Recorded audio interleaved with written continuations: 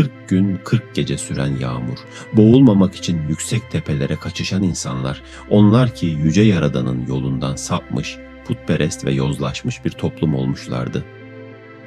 Düşünün, dünyanın her köşesinde, farklı dillerde, farklı inançlarla aynı hikaye yankılanıyor. Büyük tufan. Kimi göklerden inen bir uyarı olarak anlatır, kimi cezanın ardından gelen bir kurtuluş destanı. Bu hikaye insanlığın geçmişindeki büyük bir sırrın anahtarı olabilir mi? Yoksa sadece doğanın gücüne karşı duyulan korkunun bir yansıması mı? Şimdi büyük tufanın izini sürmek için mitlerden, kutsal metinlerden ve tarihsel bulgulardan oluşan bir yolculuğa çıkıyoruz. Semavi dinlerde tufan ne şekilde anlatılmış? Gelin kısaca değinelim. Tevrat ve İncil'in ortak anlatımı. Tevrat ve İncil'deki büyük tufan anlatısı, insanlığın ahlaki yozlaşmasının bir cezası olarak tasvir edilir. Tevrat'ta bu hikaye Yaratılış kitabının 6. ve 9. bölümlerinde detaylandırılır. İnsanlığın kötülüğe sürüklenmesi karşısında Tanrı tüm yeryüzünü yok etmeye karar verir. Ve Rab dedi, insanları yeryüzünden sileceğim çünkü onları yarattığıma pişman oldum. Ancak Nuh, Rabbin gözünde lütuf buldu. Burada Rabbin yarattığı insan, kavminin sapkınlıkları ve yozlaşması sebepleriyle onları yarattığına dair pişmanlığı vurgulanır. Ancak Nuh kavmini kurtuluşa erdirmede bir aracı olabilir. Nuh'un gemi yapması için aldığı talimatlar bile detaylıdır. 300 arşın uzunluğunda, 50 arşın genişliğinde ve 30 arşın yüksekliğinde olmalıdır. Hayvanlardan her türden birer çift alınacak ve gemide korunacaktır. Tufan 40 gün ve 40 gece boyunca sürdü. Sular yeryüzünü 150 gün boyunca kapladı. Ancak bir süre sonra sular çekilmeye başladı ve Nuh'un gemisi Ararat Dağı'na oturdu. Hikayenin sonunda Tanrı gökyüzüne bir gökkuşağı koyarak insanlığa bir daha yeryüzünü bu şekilde yok etmeyeceğine dair bir antlaşma yaptı. İslam inancından çok da farklı olmayan anlatılar burada da karşımıza çıkıyor. Gelin bir de dinimiz İslam tufan olayını nasıl anlatmış ona bakalım. Kur'an-ı Kerim'de Nuh'un hikayesi şu şekilde karşımıza çıkmaktadır. Kur'an'da Nuh'un kıssası birçok yerde karşımıza çıkar. Hud suresi, Şuara suresi ve Nuh suresi. Kur'an, Nuh'u bir peygamber olarak tanıtır ve halkını Allah'a inanmadıkları takdirde büyük bir azap geleceği konusunda uyardığını anlatır. Nuh dedi ki, "Ey kavmim, Allah'a kulluk edin. Sizin için ondan başka ilah yoktur. Ben sizin için büyük bir günün azabından korkuyorum." Hz. Nuh kavmini kötü yoldan çevirmeye çalışmış ve onları Allah yolunda ilerlemeye davet etmiştir. Ancak halkı Nuh'a inanmayı reddetti ve onu alaya aldı. Bunun üzerine Allah Nuh'a gemi yapmasını emretti. Ve Nuh'a vahyolundu. Kavminden iman edenlerden başkası artık asla inanmayacaktır. Artık onların yaptıklarına üzülme. Gözlerimizin önünde vahyimizle gemiyi yap. Zulmedenler hakkında bana hitap etme. Çünkü onlar suda boğulacaklardır. Kur'an'da gemiye yalnızca inananların ve hayvanların alındığı vurgulanır. Tufan başladığında su hem gökten hem de yerden fışkırır. Bunun üzerine biz yeri kaynaklar halinde kaynattık, göğü de boşanıp akan bir yağmura çevirdik ve hüküm yerine gelmişti. Tufan sona erdiğinde gemi Cudi Dağı'na oturdu ve gemi Cudi üzerine oturdu ve zulmeden topluluk Allah'ın rahmetinden uzak olsun denildi. Her iki anlatıda da gemi, insanlığın kurtuluşunu temsil ederken tufan, Tanrı'nın adaletinin bir göstergesidir.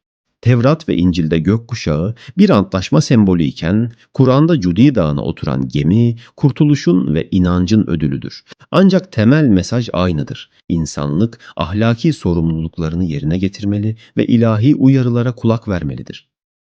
Şimdi bir de dünya genelinde bulunan halkların mitolojilerine bakalım. Tufan oralarda nasıl yankılanmış? İnka mitolojisinde Tanrı Viracocha insanlığın kötülüğünden bıkmış ve bir tufanla onları yok etmeye karar vermiştir. Viracocha tufan sırasında yalnızca 2 insanı, bir erkek ve bir kadını kurtarır. Tufan sona erdiğinde Viracocha bu iki kişiyi kullanarak dünyayı yeniden yaratır ve yeni bir insanlık yaratır. Çin mitolojisinde büyük bir tufan dünyayı sular altında bırakmıştır. Yu, bu tufanı kontrol altına almak için büyük bir mücadele verir. Nehirleri ve kanalları inşa ederek suları yönlendirir ve sel felaketini sona erdirir. Bu başarısından dolayı Yu, Çin'in ilk imparatoru olarak kabul edilir ve Şia hanedanlığının kurucusu olur. Mısır mitolojisinde ise olay çok da farklı değildir. Ra, Mısır'ın en büyük tanrısı, insanları kötüleşmeleri nedeniyle cezalandırmaya karar verir. Büyük bir tufanla dünyayı temizler, ancak Ra'nın öfkesi dinledikten sonra yeni bir çağ başlar. Tanrılar insanlara doğru yolu öğretir ve medeniyet yeniden doğar.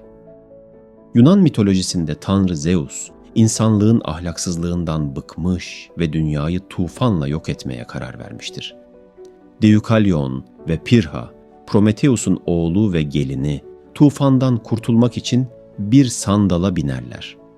Tufan sona erdiğinde çift Parnassus Dağı'na ulaşır ve tanrılardan insanlığı yeniden yaratmak için yardım isterler. Taşları arkalarına atarak yeni insanlar yaratırlar ve insanlık yeniden başlar. Babil mitolojisinde anlatı kısaca şu şekildedir. Tanrı Enlil, insanların günahları yüzünden Babil'i yok etmeye karar verir. Tufan gelir ancak Utnapiştim, Tanrı Enki'nin yardımıyla bir gemiye binerek kurtulur. Yeni bir dünya doğar ve Utnapiştim insanlara yeniden medeniyeti öğretir.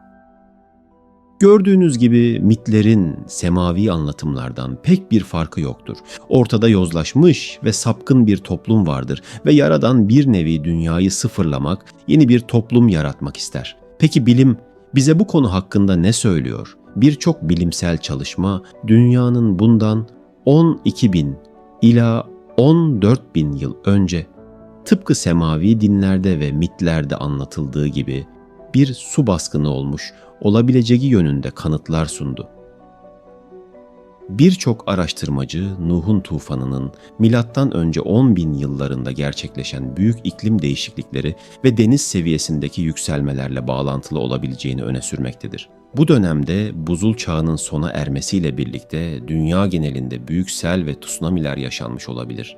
Bu tür doğal felaketlerin bölgesel halklar tarafından büyük tufan olarak anlatılmaya başlanması muhtemeldir.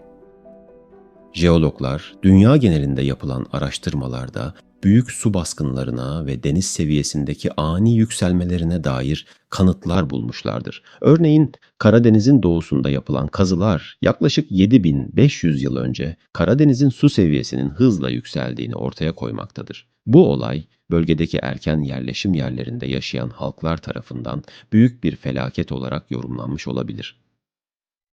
Dünya genelindeki tufan hikayeleri, insanlığın ortak bir felaketin izlerini taşıdığına işaret ediyor olabilir.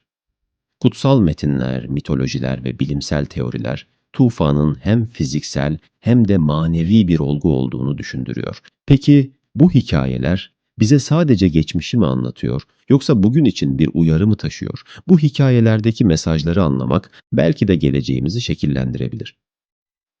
Büyük Tufan, insanlığın hafızasına kazınmış bir hikaye.